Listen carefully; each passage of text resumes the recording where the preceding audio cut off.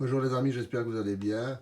Nous allons parler de mon premier ordinateur que j'ai eu quand j'ai commencé l'informatique en 81, donc le ZX81.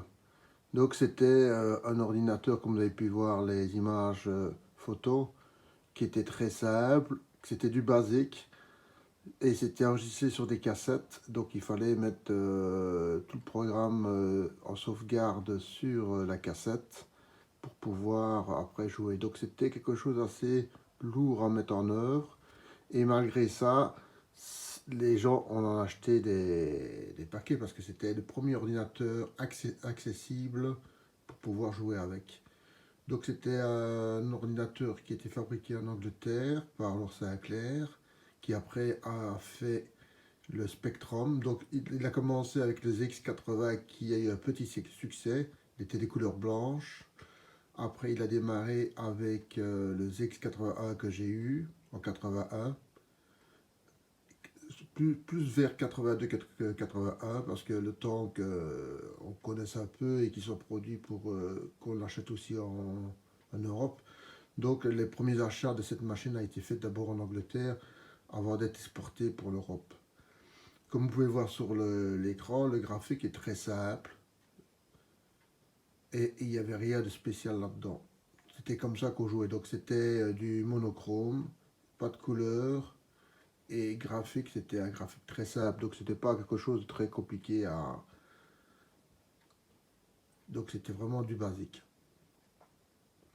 Et ce genre de jeu, ça se jouait non pas sur un joystick mais au clavier. Donc c'était quand même quelque chose d'assez compliqué à jouer. Donc en plus c'était un clavier qui était mou, ça veut dire qu'il n'était pas mécanique. On va dire qu'il était sensitive mécanique. C'est quelque chose d'un peu spécial qui a été fort utilisé dans les années 80 au début de l'ère des mini-ordinateurs. Et ça a été, on va dire, la norme pendant 5-6 ans avant de lancer des premières vraies machines avec des claviers mécaniques.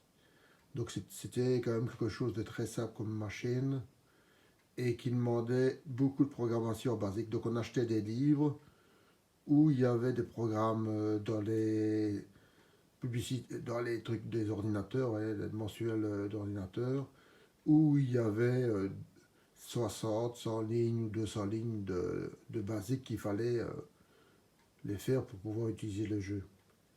Donc ici, ça a l'air d'être très simple, mais en fait, c'était déjà un jeu, comment dire, professionnel, voilà. Donc ici, le jeu qui est présenté, c'est Crazy Kong. Donc c'est la même chose euh, que vous connaissez tout ça. Avec le petit bonhomme qui doit aller jusqu'au dessus pour ne pas pour sauver un gorille, vous voyez. Donc c'est à peu près ça. Donc ça c'était ma première machine que j'ai eue en 82, ouais, plutôt en 82, un an après qu'il soit sorti. Donc j'ai les gardé plus ou moins 2 ans, et 2 ans, ouais, 2 ans, 3 ans, et après j'ai acheté une autre machine. Donc c'est là-dessus que j'ai joué. Donc, comment je faisais? Ben, j'avais acheté une petite télé noir et blanc, puisque c'était noir et blanc. Et j'utilisais une petite télé de 20-25 cm de diamètre pour pouvoir jouer avec mon micro-ordinateur.